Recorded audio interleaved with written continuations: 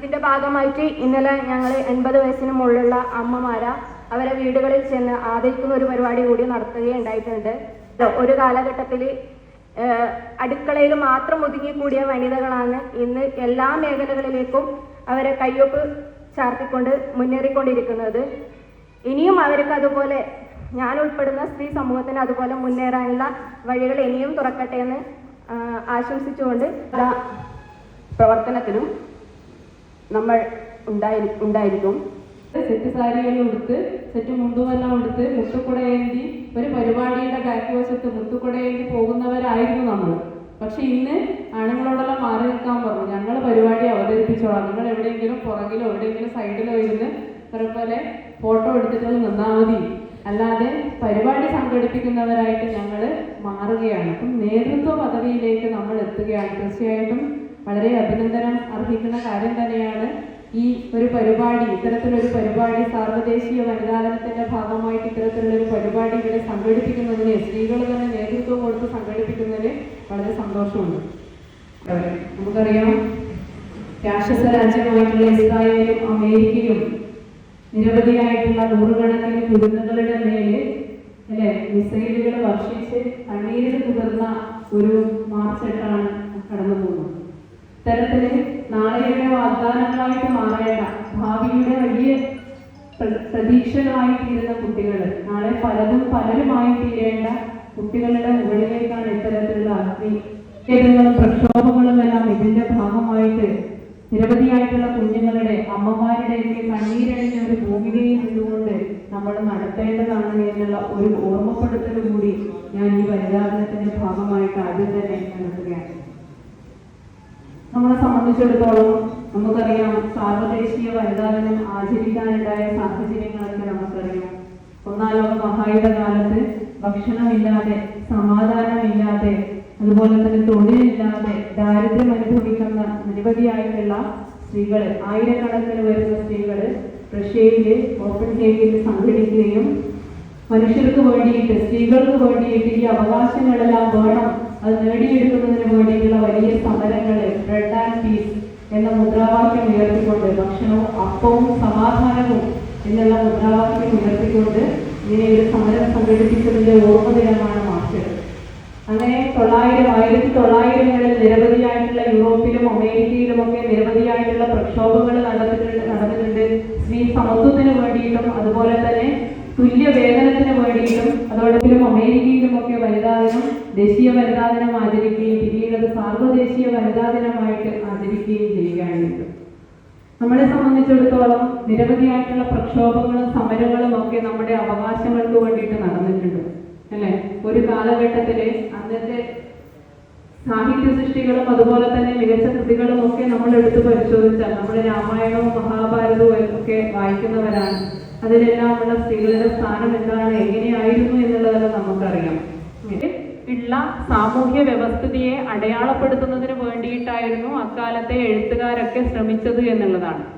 അങ്ങനെ നോക്കുമ്പോൾ കാളിദാസനൊക്കെ അഭിജ്ഞാന ശാകുന്തളം എഴുതിയ ഘട്ടത്തില് ആ സമയത്ത് നിലനിൽക്കുന്ന വ്യവസ്ഥിതിയോട് പൊരുത്തപ്പെട്ട് ജീവിക്കുന്നതിന് വേണ്ടിയിട്ട്, അതായത് എന്തു ദുരിതവും ഏത് ദുസ്സഹമായിട്ടുള്ള സാഹചര്യത്തിലും സ്ത്രീകൾ ജീവിക്കണം എന്നുള്ളത് അവർക്കൊക്കെ നിർബന്ധമുള്ളതായിട്ട് ആ കൃതികളിലൊക്കെ നമുക്ക് കാണാൻ വേണ്ടിയിട്ട് കഴിയും, അല്ലെ? പുതിയ കാലത്തും ഇങ്ങനെ പല അമ്മമ്മമാരും ഒക്കെ അവരുടെ പ്രായം അവശതകളും എല്ലാം മാറ്റിവെച്ച് മക്കളുടെ അല്ലെങ്കിൽ കൊച്ചുമക്കൾക്ക് വേണ്ടിയിട്ട് മാത്രമായിട്ട് ജീവിക്കുന്ന എത്രയോ സ്ത്രീകളുണ്ട്.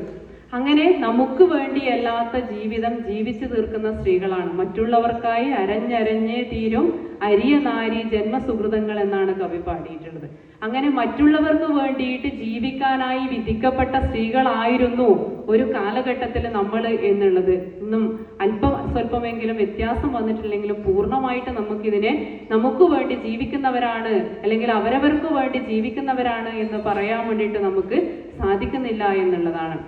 പക്ഷെ പുതിയ കാലത്തെ കവികളെല്ലാം പറയുന്നത് നിനക്ക് പരിചയം വാളും നീ തന്നെയാണ്, നീ മാത്രമാണ്, നിന്റെ പരിചയം, നിന്റെ വാളും നീ മാത്രമാണ് എന്നുള്ളതാണ് പുതിയ കാലത്തെ കവികൾ പറയുന്നത്. അതുകൊണ്ട് വിഗ്രഹത്തെ പോലുള്ള മൗനം, വിഗ്രഹത്തിന്റെ മൗനം നിനക്ക് ഭൂഷണമല്ല, നീ നിനക്ക് വേണ്ടിയിട്ട് പരിചയം വാളും എടുത്തുകൊള്ളുക എന്ന് സ്ത്രീകളോട് ആഹ്വാനം ചെയ്യുന്ന പുതിയ കാലത്തെ കവികളും കഥാകൃത്തുക്കളും ഒക്കെ സ്ത്രീ മുൻനിരയിലേക്ക് വരണം, നേതൃത്വ നിരയിലേക്ക് വരണം എന്ന് ആഗ്രഹിക്കുന്നവർ തന്നെയാണ്.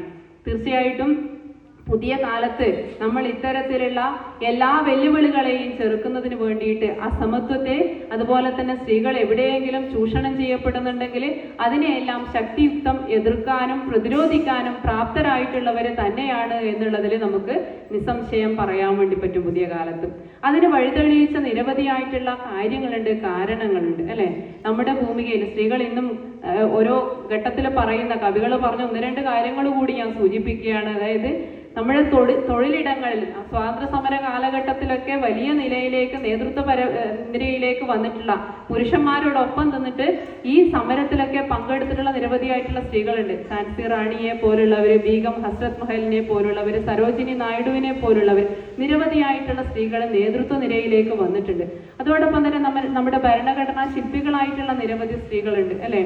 ദാക്ഷായണി വേലായുധൻ, അമ്മു സ്വാമിനാഥൻ, അതുപോലുള്ള നിരവധിയായിട്ടുള്ള ആനി മസ്ക്രീൻ ഉൾപ്പെടെയുള്ള നിരവധിയായിട്ടുള്ള സ്ത്രീകൾ നമ്മുടെ ഭരണഘടനാ ശില്പികളായിട്ടുള്ള സ്ത്രീകൾ അടക്കമുണ്ട്. ഇങ്ങനെ നേതൃനിരയിലേക്ക് വന്നിട്ടുള്ള ഇന്ത്യയുടെ പ്രധാനമന്ത്രി പദം വരെ അലങ്കരിച്ച സ്ത്രീകളുണ്ട്. ഇന്ത്യയുടെ രാഷ്ട്രപതി പദം വരെ, നമ്മുടെ രാജ്യത്തിന്റെ രാഷ്ട്രപതി പദം വരെ അലങ്കരിച്ച സ്ത്രീകളുണ്ട്. പ്രധാനപ്പെട്ട ചുമതലകൾ വഹിച്ച സ്ത്രീകളുണ്ട്. അങ്ങനെ നേതൃനിരയിലേക്ക് എത്തിയ നിരവധി സ്ത്രീകൾ ഉണ്ടെങ്കിൽ കൂടിയിട്ടും നമ്മുടെ രാജ്യത്തിനകത്തുള്ള ഒരു പൊതു സവിശേഷത എന്ന് പറയുന്നത് തൊഴിലിടങ്ങളിൽ അവർക്കൊരു ഇടമുണ്ട്, അല്ലെങ്കിൽ അവർക്കൊരു അവകാശമുണ്ട് എന്ന നിലയിലേക്കുള്ള ഒരു സ്വത്വബോധത്തിൻ്റെതായിട്ടുള്ള രാഷ്ട്രീയം, അല്ലെങ്കിൽ അങ്ങനെയുള്ള ഒരു ബോധ്യം നമുക്ക് കൈവന്നിട്ടില്ല എന്നുള്ളത് തന്നെയാണ് ഏറ്റവും വലിയ പ്രയാസമായിട്ടുള്ളത്. അതുകൊണ്ട് തന്നെയാണ് കടമ്മനിട്ടയെ പോലുള്ള കവികൾ പാടിയിട്ടുള്ളത്, വഴിയരികിലെ ആര്യവേപ്പിൻ ചാഞ്ഞ കൊമ്പിൽ ചാക്കു തുണിയിൽ വിരൽ കടിച്ച് വരണ്ടുണങ്ങുന്നുണ്ട് കേരളത്തിലെ കുഞ്ഞു തലമുറ, രാജ്യത്തിലെ കുഞ്ഞു തലമുറ, നമ്മുടെ ഭാരതത്തിലെ കുഞ്ഞു തലമുറ ഈ വഴിയരികിലെ ആര്യവേപ്പിൻ ചാഞ്ഞ കൊമ്പിൽ ചാക്കു തുണിയിൽ വിരൽ കടിച്ച് വരണ്ടുണങ്ങുന്നുണ്ട് എന്നുള്ളതാണ്. അമ്മ ജോലിക്ക് പോകണം, അല്ലെങ്കിൽ അമ്മ ജോലി എടുക്കാതിരുന്നാലേ അവർക്ക് ജീവിക്കാൻ വേണ്ടി പറ്റുകയില്ല. അതുകൊണ്ട് വഴിയരികിലെ ആര്യവേപ്പിന്റെ ചാഞ്ഞ കൊമ്പില് കുട്ടിയെ കിടത്തിയിട്ട്, ചാക്ക് തുണിയിൽ ഉറക്കി കിടത്തിയിട്ട് അമ്മ വേല ചെയ്യേണ്ടതായിട്ടുള്ള ഒരു അവസ്ഥ നാട്ടിനകത്തുണ്ട് അല്ലെ. അതോടൊപ്പം തന്നെ കവികൾ പറയുന്ന മറ്റൊരു കാര്യമാണ്, കുഞ്ഞിന്റെ നാവിൽ കറുപ്പും പുരട്ടി മയക്കി കിടത്തിയിട്ട് നാലണക്കൂലിക്ക് കങ്കാണി മാളത്തിൽ ഊഴം തിരയുന്നുണ്ട് ഭാരതമാതാക്കൾ എന്നാണ് പറയുന്നത്. കുഞ്ഞിന്റെ നാവില് കറുപ്പ് പുരട്ടി മയക്കി കിടത്തിയിട്ട് നാലണക്കൂലിക്ക് വേണ്ടിയിട്ട് കങ്കാണി മാളത്തിൽ ഊഴം തിരയുന്നുണ്ട് ഭാരതമാതാക്കൾ. ഇങ്ങനെയുള്ള സവിശേഷതകൾ, ഇങ്ങനെയുള്ള സ്ഥിതിവിശേഷങ്ങൾ നമ്മുടെ നാടിനകത്ത് ഉണ്ട് എന്നുള്ളത് യാഥാർത്ഥ്യമാണ്. നിരവധിയായിട്ടുള്ള നേതൃനിരയിലേക്ക് എത്തിയിട്ടുള്ള നിരവധി സ്ത്രീകൾ, നമ്മുടെ രാജ്യത്തിന്റെ ഏറ്റവും നേതൃനിരയിലേക്ക് എത്തിയിട്ടുള്ള സ്ത്രീകൾ ഉണ്ടെങ്കിൽ കൂടിയിട്ടും തൊഴിലിടങ്ങളിൽ ഈ ഒരു അസമത്വവും ഈ ഒരു രീതിയിലേക്കുള്ള വലിയ പ്രയാസങ്ങളും ആരനുഭവിക്കുന്നുണ്ട്? സ്ത്രീകൾ അനുഭവിക്കുന്നുണ്ട്. സ്ത്രീകളെ കൊണ്ട് കുറഞ്ഞ ചിലവിൽ പണിയെടുപ്പിക്കാം എന്നുള്ള മുതലാളിത്ത വ്യവസ്ഥിതിയാണ് ഇതിൻ്റെയൊക്കെ കാരണമായിട്ടുള്ളത്. ആ വ്യവസ്ഥിതിയെ പൊളിച്ചെഴുതാൻ വേണ്ടിയിട്ട് നമുക്ക് പറ്റണം. ഏറ്റവും കുറഞ്ഞ ചിലവിൽ സ്ത്രീകളെ കൊണ്ട് പണിയെടുപ്പിക്കുക, വേതനത്തിലുള്ള ഈ അസമത്വം ഒക്കെ പൊളിച്ചെഴുതേണ്ടവർ തന്നെയാണ് നമ്മുടെ സ്ത്രീകൾ. ഇതെല്ലാം ഓർമ്മപ്പെടുത്തുന്നത് ഇത്തരത്തിലുള്ള വനിതാ ദിനങ്ങൾ വരുമ്പോൾ നമ്മൾ ഏറെ പ്രയാസം അനുഭവിക്കുന്നുണ്ട്. നമ്മൾ ഏറെ ദൂരം നമ്മുടെ എല്ലാം ഈ ആർജവത്തിന്റെ, അല്ലെങ്കിൽ നമ്മുടെ എല്ലാം ഈ പ്രതിരോധത്തിന്റെ എല്ലാം ഭാഗമായിട്ട് നമ്മൾ ഏറ്റവും നേതൃനിരയിൽ എത്തിയിട്ടുണ്ടെങ്കിൽ കൂടിയിട്ടും ഇങ്ങനെയുള്ള പ്രയാസങ്ങൾ അനുഭവിക്കുന്നവര് നാടിനകത്തുണ്ട് എന്നുള്ള ഒരു ഓർമ്മപ്പെടുത്തലാവണം ഓരോ വനിതാ ദിനവും.